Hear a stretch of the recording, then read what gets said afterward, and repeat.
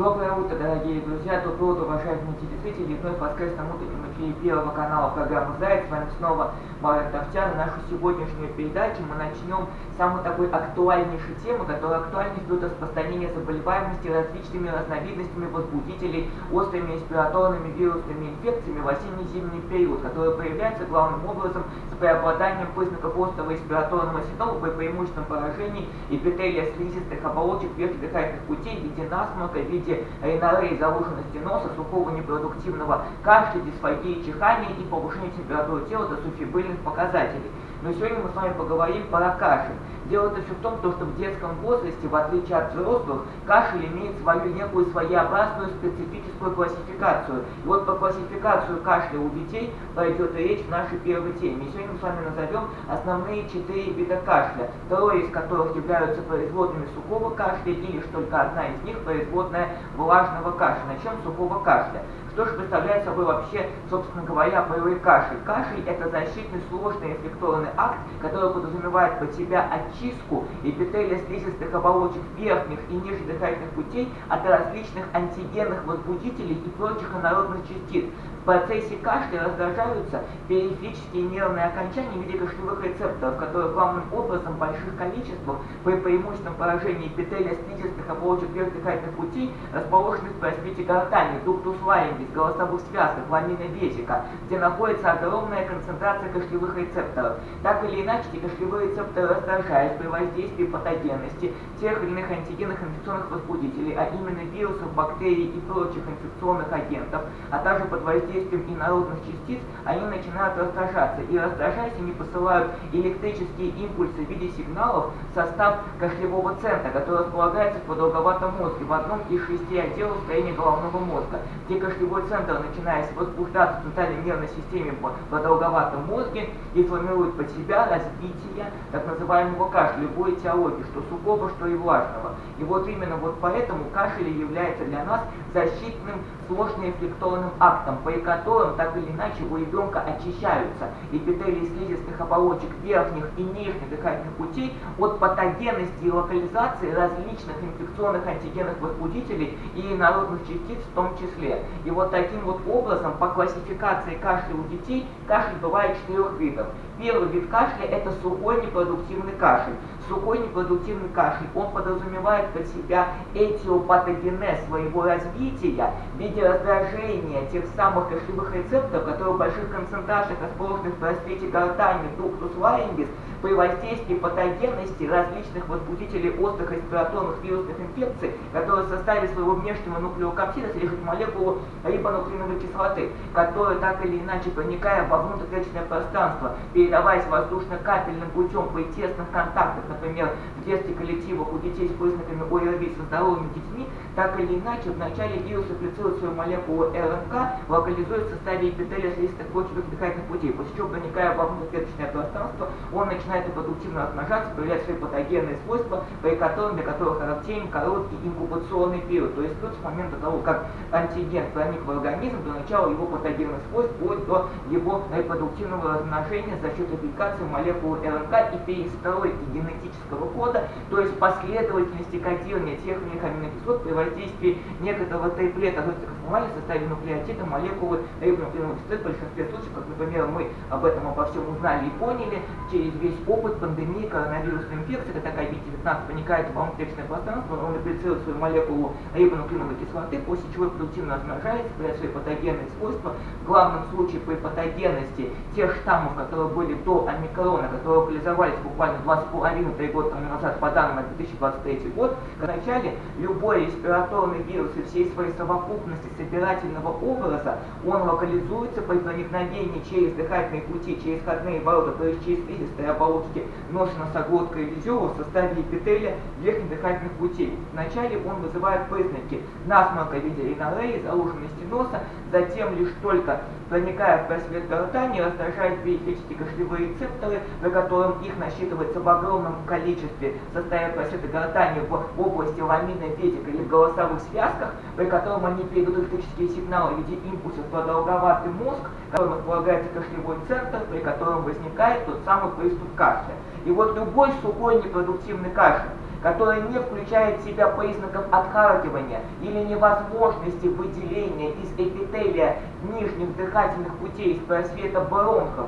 то есть самой густообразной, уязвимой, вязкой патологической жидкости или же смеси в виде мокроты, такой кашель является сухим, при котором не характерно выделение мокроты в виде трудно отделяемой, вязкой, какой-либо патологической содержимой частицы. И пойдем дальше. Лающий кашель. Что же включает в себя лающий кашель? Многие думают, что лающий кашель – это тот самый кашель у детей, который характерен по своему созвучию и по своим неким характерным особенностям, как лай у собаки. Но это не совсем так. Близко к этому, но не совсем так. Лающий кашель, он возникает в тех случаях, это разновидность сухого кашля, и возникает разновидность сухого кашля в тех случаях, когда прежде всего эти кашлевые рецепторы, расположенные в просвете гортани, раздражаются настолько, нервные импульсы в продолговатый мозг передаются интенсивно настолько, что этот кашель действительно уже в поздней своей стадии развития напоминает лай у собаки. Но дело-то все в том, что лающий кашель возникает весьма далеко не при всех вирусных или бактериальных инфекциях с поражением эпителия свидетельных оболочек верхних или нижних дыхательных путей. А лающий кашель, он характерен наиболее чаще у детей в возрасте до 5 лет и преимущественно у детей до 2-летнего возраста. В тех именно случаях, когда возникает патогенность особого РНК-содержащего возбудителя острой респираторной вирусной инфекции с развитием острого ларингита, то есть воспалительного процесса инфекционного генеза вирусной этиологии с поражением просвета гортани в виде ларингита. Наиболее чаще это связано с патогенностью РНК-содержащего парагриппа первого и второго типа, который также способен передаваться локально воздушно-капельным путем, проникать через входные ворота, через эпителий слизистых больше носа, носоглотки или зёба, а далее локализоваться там в просвете гортани, где, вырабатывая некие свои компоненты, репликацию молекулы РНК и продуктивно размножаясь, вирус начинает вызывать воспалительный процесс в составе просвета гортани, поражая хрящевые кольца с элементами плоского эпителия, вследствие чего и возникают признаки сухого кашля по причине избыточного раздражения кашлевых рецепторов, которые в большом количестве расположены именно в составе голосовых связок, в аминном виде, который входит в состав просвета гортани. И такой лающий кашель характерен для острого ларингита у детей в возрасте до 5 лет. Почему именно до 5 лет, а преимущество до 2 лет? Дело-то все в том, что у детей в возрасте до 5 лет, а именно преимущество до 2-летнего возраста, имеется характерная специфическая особенность анатомического строения эпителия просвета гортани, которая так или иначе связана с тем, что у детей наблюдается резкое сужение просвета гортани, так же, как и всех других производных просветов полых органов верхних и нижних дыхательных путей, и наименьшая сила кашлевого толчка, при котором ребенку очень трудно откашлять любое патологическое содержимое, которое закупоривает у него просвет гортани и просвет нижних дыхательных путей. Именно поэтому наиболее чаще парагриппозная инфекция первого-второго типа, которая, как правило, связана с патогенностью РНК, содержащего парагриппа, передающегося воздушно-капельным путем в детском коллективе и является разновидностью ОРВИ, наиболее чаще поражает именно просвет гортани, где насчитывается большое количество кашлевых рецепторов, вызывая признаки из-за резкого сужения просвета гортани у детей приступообразного лающего кашля. Этот лающий кашель встречается при остром вирусном ларингите. А если же лающий кашель характеризуется признаками угнетенного или же затрудненного дыхания в виде одышки, в виде удушья или же в виде вплоть до потери сознания, по которому много возникают признаки бледности кожных покровов, синюшностью губ и некоторых компонентов кожи лица, то это признаки развития острого приступообразного состояния, которое является осложнением острого ларингита у детей и возникает наиболее чаще до 5 лет и именно до 2 лет является смертельно опасным состоянием, которое называется стенозирующим ларинготрахеитом или ложным крупом. Ложный круп или стенозирующий ларинготрахеит, он связан по своему этиопатогенезу с патогенностью РНК, содержащего парагриппа первого и второго типа, которые так или иначе локализуются в составе просвета гортани, называют просто вирусный ларингит. В тех случаях, когда в организме ребенка дефицит жидкости, и он находится в условиях повышенной температуры воздуха более 25 градусов и сниженной влажности воздуха менее 40, менее 50%, то в этом случае эти слизистые содержимые, они начинают приобретать из жидкообразной формы форму в виде вязкого патологического секрета. Этот вязкий муколицарный патологический секрет в составе эпителия просвета слизистых оболочек гортани и зёба, он начинает так или иначе локализоваться в просвет трахеи. А трахея у нас еще является органом верхних дыхательных путей. Так вот, при поражении уже просвета трахеи, дуктус трахеи при осложнении острого вирусного ларингита, у детей возникают признаки напомнить дефицита жидкости в организме. На фоне пребывания в условиях повышенной температуры воздуха и сниженной влажности, стенозирующего ларинготрахеита, который называется ложным крупом. Этот ложный круп проявляется таким лающим кашлем, который опасен у детей до 2 лет из-за чрезмерного сужения просвета гортани. Чем он опасен? Правильно, развитием острой дыхательной недостаточности, которая появляется отдышкой, затрудненным дыханием, вплоть до остановки дыхания и до ночного апноэ. Что бы этого ни было, в этом случае при любом остром вирусном ларингите, который именно связан с патогенностью парагриппа и возникает в виде признаков сухого лающего кашля, а еще и признаков нарушения тональности голоса в виде дисфонии, то есть частичной утраты, или афонии, полной утраты голоса, первым делом необходимо обильно ребенка поить и поддерживать параметры воздухообмена в комнате, при котором оптимальная температура воздуха должна составлять от 18 до 22 градусов по Цельсию в комнате у ребенка больного ОРВИ, а влажность воздуха от 40 до 70%. Именно это предотвратит у детей развитие ложного крупа или стенозирующего ларинготрахеита на фоне обыкновенного острого вирусного ларингита при патогенности РНК, содержащего парагриппа 1 или 2 типа. Третий вид кашля – это раздражающий кашель. Раздражающий сухой кашель – это тоже разновидность сухого кашля.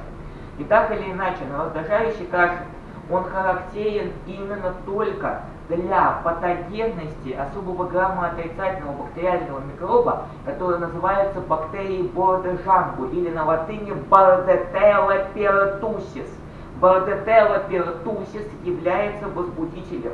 особой тяжелой бактериальной инфекции с поражением эпителия слизистых оболочек верхних дыхательных путей, крайне опасны для детей в возрасте до 2 лет и опасны для детей в возрасте до 5 лет, которые называются коклюшем. При коклюше приступы сухого кашля, они могут продолжаться от 14 и буквально до 35, а то и до 50 дней в среднем. И даже после выздоровления первые 2 месяца у детей в большинстве случаев еще сохраняются приступы кашля, которые ослабевают постепенно. Дело-то все в том, что кашель при коклюше, он всегда раздражающий. Раздражающий сухой кашель включает в себя в виде этиопатогенеза раздражение при воздействии эндотоксина, то есть особого токсина, продуцируемого в ходе патогенных свойств граммоотрицательного бактериального микроба Bordetella pertussis, возбудителя коклюша, его чрезмерное воздействие на все кашлевые эти зоны рецепторов, которые расположены в большом количестве в просвете гортани в голосовых связках и в просвете нижних дыхательных путей, и в составе слизистых оболочек пищевода, желудка, зёба и ротоглотки, при котором все кашлевые рецепторы, особенно кашлевые рецепторы, расположенные в просвете гортани, раздражаются настолько интенсивно, что чрезмерные электрические сигналы в виде импульсов передаются в кашлевой центр в продолговатом мозге, и кашель усиливается многократно. Это такой вид кашля, который элементарно опасен у детей до 2 лет, смертельно опасен. Почему? Дело-то все в том, что опять же из-за специфической анатомической особенности строения эпителия верхних дыхательных путей, из-за чрезмерного его сужения, в частности развитие приступообразного кашля, лишь просто при коклюше оканчивается именно репризом, то есть резким судорожным вдохом после окончания кашлевого приступа. В этот момент у ребенка кратковременно останавливается мгновенно дыхание, после чего становится снова и снова. Но до 2 лет, когда реприз оканчивается остановкой дыхания, он может окончиться еще остановкой сердца, и чего ребенок может получить клиническую смерть, а то и погибнуть. И вот именно поэтому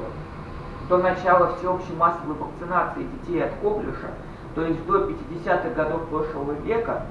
в возрасте до 2 лет, по данным Всемирной организации здравоохранения, В год умирало до 500-600 тысяч детей по всему миру в возрасте до 2 лет от осложнения коклюша в виде остановки дыхания во сне на фоне признаков апноэ, которое возникало вследствие реприза из-за чрезмерного приступа раздражающего сухого кашля, опасного остановкой дыхания на фоне приступообразного периода кашля при коклюше. В этот момент имеется специфический, эффективный, безопасный, целесообразный и разумный способ защиты ребенка от коклюша и от его опаснейших осложнений в виде реприза, приводящих к остановке дыхания детей в возрасте до 2 до 5 лет преимущественно, которое заключается в проведении вакцинации или формировании поствакцинального системного искусственного активного иммунитета против коклюшной инфекции. Дело-то все в том, что большинство современных вакцин от коклюша, в отличие от первых созданных вакцин в середине предыдущего столетия, они не содержат, то есть целые инактивированные, то есть погибшие при воздействии в лабораторных условиях, микроорганизмы гамма-отрицательной бактериальной палочки Bordetella pertussis или возбудителя коклюша, а содержат именно некие фрагментальные субъединицы строения клеточной стенки бактерий Bordetella pertussis, которые сорбируются, при котором повышаются иммуногенность именно этого фрагментального субъединичного компонента вакцины при формировании и поддержании поствакцинального системного искусственного активного средства против коклюшной инфекции при добавлении различных концентраций вспомогательных веществ в виде мерциолята, гидроксида алюминия, адъюванта и так далее и тому подобное. И благодаря этому хотелось бы отметить, в том, что содержание целлюлярного, то есть бесклеточного коклюшного субъединичного компонента бактериальной клетки Bordetella pertussis в составе комплексной вакцины от коклюша, которая одновременно содержит еще и дифтерийный столбнячный анатоксин, или же инактивированную полимеридную вакцину, предназначенную для формирования поствакцинального системного искусственного активного средства против коклюша, против дифтерии, столбняка и полиомиелита на первом году жизни при трехкратном введении вакцины АКДС, начиная с возраста 2 месяцев, затем в 3,5 месяца вторая вакцинация, 5 месяцев третья вакцинация, и через 1 год после проведения третьей вакцинации проводится ревакцинация вакциной АКДС, то есть защищающая от коклюша, дифтерии, столбняка, при котором даже если ребенок заболеет коклюшем после вакцинации и ревакцинации, он перенесет его в легких формах. И четвертый вид кашля, наконец-то, мы переходим к влажному кашлю. От сухого кашля влажный отличается наличием выделения трудно изъявляемого вязкого мукулицарного патологического секрета в виде мокроты. И так или иначе влажный кашель, он возникает при любых формах острых респираторных вирусных инфекций и сигнализирует о развитии именно воспалительных поражений органов нижних дыхательных путей в виде бронхов, бронхиол, мелких бронхов путей до 2 лет, или же пневмонии с поражением легочной интерстициальной ткани. Влажный кашель с выделением трудно изъявляемой мокроты, он связан с тем, что слизистые содержимые из верхних дыхательных путей по любой форме ОРВИ или другой вирусной инфекции с поражением верхних дыхательных путей инфекционного генеза начинает стекать или же проникать по так называемому носоглоточному просвету в состав просвета гортани, с просвета гортани в просвет трахеи, из трахеи в состав компонентов трахеобронхиального дерева, именно в бронхи, бронхиолы и в основании легочной интерстициальной ткани. И в тех случаях, когда мукулицарный патологический слизистый секрет в виде мокроты стекается именно из верхних дыхательных путей, нижних дыхательных путей из-за дефицита жидкости в организме и на фоне пребывания в условиях повышенной температуры воздуха, сниженной влажности, эти слизистые содержимые, они приобретают густообразную форму и поэтому трудно отделяются из легких, и возникают некоторые признаки того, что этот сухой кашель превращается в так называемый влажный кашель в виде трудностью отхаркивания мукулицарного патологического секрета. И при аускультации легких застой мокроты он слышен именно в тех случаях, когда мы наблюдаем некоторые признаки изъявления, то есть повышения легочного верхушечного тона, который выслушивается в области апекс пульмонис, то есть в верхушке легких, при котором прямо вот видны некие признаки того, что дыхание, оно становится прерывистым и жестким. то есть при котором выдох не составляет 1/3 части от вдоха при аускультации. И в этом случае это наиболее чаще характерно при поражении нижних дыхательных путей, в особенности, когда сухой кашель превращается во влажный кашель, при изменении физической, реологической среды слизистых содержимых, стекаемых из эпителия верхних дыхательных путей и нижних дыхательных путей в большинстве случаев. Вот об этом мы и хотели поговорить в нашей сегодняшней первой теме. Сейчас мы ненадолго прервемся, далее продолжим нашу программу.